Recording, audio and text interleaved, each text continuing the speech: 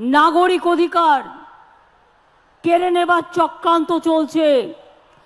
তার সম্বন্ধে একটা কথা বলি, ভালো করে কান দিয়ে শুনুন, কাজে লাগবে।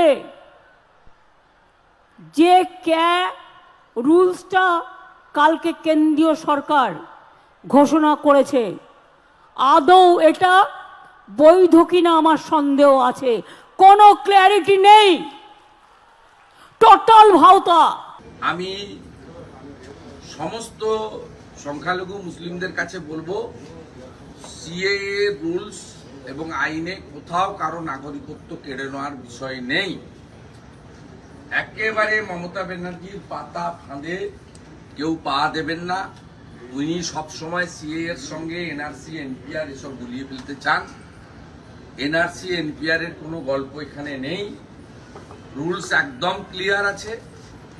সমনাগরিকত্ব দেওয়ার আইন